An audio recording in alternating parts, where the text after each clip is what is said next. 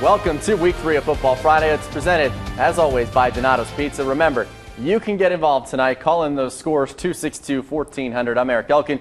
He is James Ryder. We kick things off this week with our next level game of the week. Alter and Thurgood have only met twice on the football field, but boy, have the Cougars been a thorn in the side of the Knights. Thurgood Marshall handed Alter its only regular season loss last year. And in 2011, the Cougars stunned the Knights in the first round of the playoffs. Alter hoping the third time would be the charm.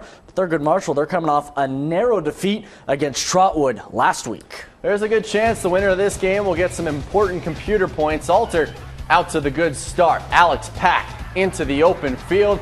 He's dragged down from behind. 49-yard run inside the Thurgood 15-yard line. Wouldn't take long for the Knights to punch it in. Nick Coleman, top 22 selection, scores from 9 yards out on the option. The Notre Dame commit makes it 7-0 Knights. So the Cougars looking for an answer. Darko Thompson providing that. Break a couple of tackles and spin his way for a 23-yard run. And then a couple of plays later, it's now 4th and 7. Thurgood Marshall going for it. Jamal Manley refusing to go down here, breaking a couple tackles. 15-yard touchdown run. Game was tied at 7 after 1 quarter of play. But Alter starts to run away with this one in the second quarter. Dusty Hayes says, "Coach, just give me the ball." He's having a monster year. 9-yard touchdown run for Hayes makes it 14-7 Alter. Hayes, though, just getting started. No Money Manziel sign this time. Just before the half, it's Hayes again. This time 22 yards out, and the Knights take a 20-7 lead into the locker room. That's a heck of a run there by Hayes. Not the biggest guy, but finds his way into the end zone and doing what he does best this season. Second half, Alter kept pouring it on. Hayes goes to the air this time, finds Dylan Dax, 12-yard touchdown pass, and Alter rolls Thurgood 42-14. Don't think the Knights didn't know this was their first win over Thurgood Marshall. They beat us 2 years in a row, and that's not really the Alter way. We felt like we needed to come out and get it done, and we needed to get to 3-0 to go into the GCL and do it. We were hoping that by moving the football, especially on the ground, that we keep their offense off the field. Their offense is pretty explosive, and that was really part of the game plan. It worked out well for us. You heard Hayes reference the GCL there. The Knights open up a conference play next week against Fenwick at Centerville High School. Well, Wayne has had a cakewalk to 2-0 this season. The Warriors haven't even come close to being challenged, having outscored their first two opponents 109 to a big fat 0. Now, for the competition this week, it's no joke. The Warriors, they traveled on I-75 to take on the only team that beat them in the regular season last year, and that was Lakota West. Wayne trying to avenge that narrow 31-27 defeat at home to the Firebirds last year. In the third quarter, Lakota West, Blake Darlin screen to Zelwyn Robinson, making a great grab there. Firebirds were driving. Darlin bobbles the snap, picks it up, and fires a dart in the dark. Dante Jones there for the score, 17-13, Lakota West. And after Wayne recovered a fumble, top 22 selection and Michigan commit Tyree Kittle right up the gut for 6. Wayne, your winner, 34-29. I think Wayne's going to be playing awfully late into the season once again this year. From Lakota West to Lakota East, Northmont finally getting to play its home opener after starting the first 2 weeks on the road. Lakota with the ball, TJ Jemison lobs it to Kyle Lepper, who finds some room, and Lakota would settle for a field goal on that drive. Northmont ball now. Avery Milliner takes the ball and all the way down the sideline there, forced out. And then Northmont would also settle for a field goal to tie it at 3. Lakota starts to pull away though then. Alan Jantosh finds a big hole and he's into the end zone for the touchdown. Later, Lakota adds another touchdown on Jemison's keeper. Northmont would try to make a comeback here, answering with Ryan Smith pass to top 22 selection Jonte Broski in the end zone. But Northmont loses this one 34-17. Well, top 22 selection Chad Coling in Centerville, they're 2-0, looking for its third win over Lebanon in as many years. Warriors, they had it on the opening drive. Third and long, Elks force a fumble and pounce on it. Well, not immediately, but eventually they're able to get there around the 10, and then they don't waste much time. Will Vance keeping it on the 7-yard scamper. Elks on top quickly, 7-0. Now after 3 and out this time, it's Damian Pop punching it in from 5 yards out. Centerville in front, 14-zip. Closing minutes of the first quarter, the Elks aren't done. Vance connects with Nate Richmond, 26-yard score. And we featured Richmond yesterday. You can check that out on abc22now.com. Centerville, they're 3-0 by beating Lebanon 21-7. Coming up next on Football Friday, Miamisburg was looking to make some more history this week. We'll tell you what that is next. But first, it's time for the Fan Blitz with the Alter Knights.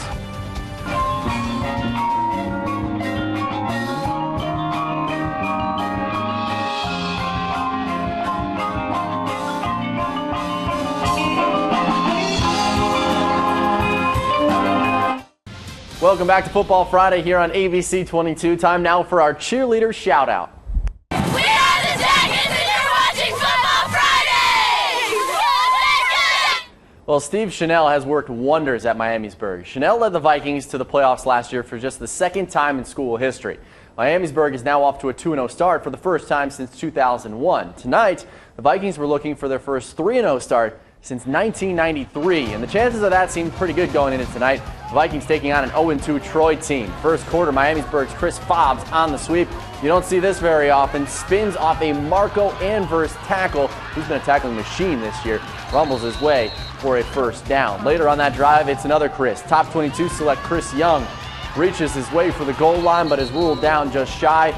Vikings would settle for a field goal. It was 3-0 Miamisburg after one quarter. Vikings finally get the first touchdown. Jake Schoenberger keeps it himself, make it 10-0 Miamisburg. And then Troy trying to get something going, but Hayden Kabuka's throw picked off by Cameron Snow, and he takes it 40 yards to pay dirt. Miamisburg rolls 45-14. Franklin and Springboro have a budding rivalry in basketball, but the two schools haven't met on the gridiron since 2005. But today, the Wildcats made this short drive across 73 to take on the Panthers. Both teams trying to bounce back from a loss last week to improve to 2-1. Elijah Cunningham, QB keeper for the junior, untouched. 7-0 lead for the Borough. And how about Ryan Schwinghammer and Trey Frederick? They combined for the sack, and Franklin's offense will have a rough time getting going pretty much the entire game. But we go back to Springboro on offense. Cunningham again, the QB keeper, 18-yard run, cutting across the field. And this is what's very smart. Coaches will love this. Run out of bounds, don't get hit. Cunningham showing off his arm as well to his main man and top 22 selection, D.L. Knock, number 22. The touchdown makes it 21-0. Springboro wins for the fourth straight meeting with Franklin, 44-0 tonight. Well, coming up, more Football Friday. Conference play in the MAC started up this week, including a battle of 2-0 teams in Coldwater and Minster. Who comes out on top? That and more next. Time now for our Meyer Play of the Week here on Football Friday. It comes from Miamisburg up in Troy. Hayden Kotwicka's throw picked off by Cameron Snow. Takes it 40 yards to pay dirt. Miamisburg rolls 45-14. I resisted temptation of making a joke with Snow, Blizzard, end zone, whatever. well, Booth didn't like that. Jeff Booth doesn't like it. Welcome back to Football Friday here on ABC 22. I'm Eric Elkin. He is James Ryder. We alluded to it earlier in the show. Trotwood got a big scare last week. Yeah, the Rams had to overcome a fourth quarter deficit against Thurgood Marshall and Michigan commit Messiah DeWeaver. Now, they were tipped, but he still threw 3 interceptions. So the Rams trying to get back on track, which sounds kind of strange to say about a 2-0 team. It's their home opener against Sycamore. First drive of the game, Sycamore strikes first. Clarence Dawson finding the edge, 25 yards to pay dirt, 7-0 Sycamore on top. In the second, Trotwood was trailing and trying to find a way to come back. Messiah DeWeaver up top to Deshaun Gay, touchdown, Rams. And Trotwood wasn't done there. At the end of the half, the Michigan commit, DeWeaver, 14-yard run down inside the 5. He doesn't go out of bounds. He tries to get that first down, but taken down there. But on the next play, DeWeaver calls his own number. He scores on the QB keeper. Trotwood overcomes a 30-13 deficit in the third to remain undefeated. Playing with fire again, wins it 33-30. And Sycamore missed a long field goal that would have tied it at the end of regulation. Well, 6 MAC teams, they started 2-0. 2 of them met in Minster as the Wildcats welcome Coldwater to town. And how about Josh Nix dropping back to pass early? He is picked off by Aaron Harlemert. And then backup QB Jack Hemmelgarn in for the injured Brody Hoying. Eastern Michigan commit out with a left knee injury. Hemmelgarn really nicely connecting with Neil Mullenkamp. 7-0 Cavs. Josh Nixon again looking to fire. It's tipped. And Coldwater's Mitch Follenkamp grabs it. And Coldwater making him pay. Hemmelgarn to Harlemert. Then makes a few people miss, heading right into the end zone. Coldwater your winner. They're 3-0, 28-17 the final. You talk about polar opposites in this matchup. You've got Milton Union. They're off to an 0-2 start. They lost both games at home. Meanwhile, Tip, they're 2-0, but both of those wins on the road. Tip and Milton Union playing for a second straight year. The Red Devils won 49-0 last year. First possession for Tip, Austin Clark. into the end zone for the touchdown. After a quick 3 and out, Tip takes control of the ball at the 20. Jacob Prahl gets it again and breaks off an 80-yard touchdown run. That's a one-play, 80-yard drive. Not too shabby. Milton Still Union, running. He's still running. And still running. And still running. All right, now he's jumping. Milton Union trying to get something going, but wasn't happening tonight. Ball is incomplete, goes back to Tip. Cameron Bibbs with it this time for Tip. 22-0 after a 2-point conversion. Still in the first quarter in this one. Tip quickly takes control of the ball once again. Jacob Prahl once again turning out the yards, and Tippecanoe rolls to a 3-0 start with tonight's 57-14 win. Well, someone is going to get their first win of the season in this one. Sydney and West Carrollton both 0-2. The Jackets out in front 7-0. West Carrollton with the ball. Not for long. Sack fumble in the end zone. Brian Taborn pounces on the loose ball. Defensive touchdown for Sydney makes it 14-0. Next Sydney drive, Eric Barnes had himself a night. He scores from 21 yards out, and you love it when they come right at the camera. Jackets win 55-28. Well, the Piqua Indians started their season 2-0 for the first time in 15 years, and Bill Neese became the all-time leader in Piqua football history with the most wins as a head coach with his 166th last week. Well, in the first quarter, they were down 7-0. The ensuing kickoff, Tate Honeycutt with a great return out to midfield. However, the Indians, they wouldn't be able to get the offense going until late in the second quarter. They were already trailing 21-0 at that point. And here's top 22 running back Trent Yeomans busting a long run, 37 yards deep into Lima senior territory.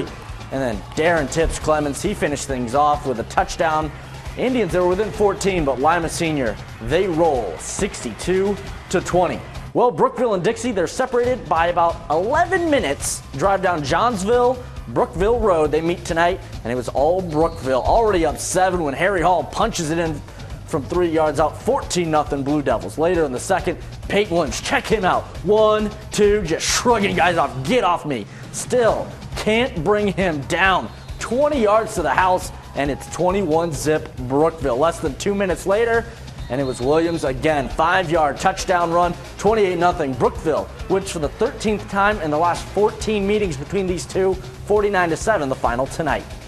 Well, if you missed any of the highlights from tonight, or if you want to see them again, you can head to our website, fox45now.com, and click on the Football Friday tab under Sports. We'll have all the highlights from tonight's show posted here. Tonight's delivery from Donato's Pizza comes from Jason. It features 2 new pizzas that they introduced recently. The authentic old world taste of fire roasting, now being delivered by Donato's Pizza. You can now order a new fire roasted chicken and peppers, or a new fire roasted pepperoni sausage pizza with all those wonderful fresh toppings you see, a new fire roasted sauce, fresh provolone cheese, and more. Get this with a special price of only $1 more than the price of a one-topping pizza, any size, for just $1 more than the price of a one-topping pizza. Just ate, and I'm still getting hungry looking at that. I'm hungry as well. Speaking of amazing, Donato's is also offering a special to all the high school football fans watching tonight's program. When you order any large pizza at the regular price online at thenewdonatos.com, you can get a 12-piece order of Donato's fabulous boneless wings for only $5 more. Just enter the promo code 060364 at checkout to get this special deal with your online order only at Donato's Pizza, where the difference is delicious. You can win a $50 gift card to Donato's Pizza right now. Just text Donato's to 45203. The winner will be contacted Monday for every text you send. You also win a $5 coupon. So text now and win instantly. Once again, our scoreboard is brought to you by Castle Roofing. Time to get you caught up with some more of the scores here in Week 3. And we begin with Ridgemont winning 62-21. Riverside loses to West Liberty Salem 52-31. Some more scores your way. Oakwood loses to Carlisle 42-7, and Shawnee a winner over Carroll 34-9. Well, how about Cedarville? They get the win 40-30, holding off Dayton Christian, and Ottawa Glandorf too much for Salina 25-7. CJ wins 49-6 over Meadowdale, and it is Tees Valley 28-21, the winner in that one. Well, Ponitz, they get a win over Cincinnati Christian 34-9, and Clinton Massey, they are just rolling along 49-zip tonight. New Richmond loses 28-6, and Covington gets a 35-0 shutout. Well, how about Wapakoneta, 17-0 winners over Elida, and Fenwick, they get the 22-14 win over Monroe. Belmont a winner over Northridge 44-14, and Fort Loramie loses 43-7. Well, Graham, they fall to Lehman Catholic 34-12, and Greenville, first win of the year, over 2-0, Preble Shawnee. And Hillsboro, a 39-0 winner over Claremont North. Well, you've been watching Football Friday, brought to you by Donato's Pizza. If you missed anything or want more scores and highlights, we'll be over on ABC 22 at 11:15. We'll see you then.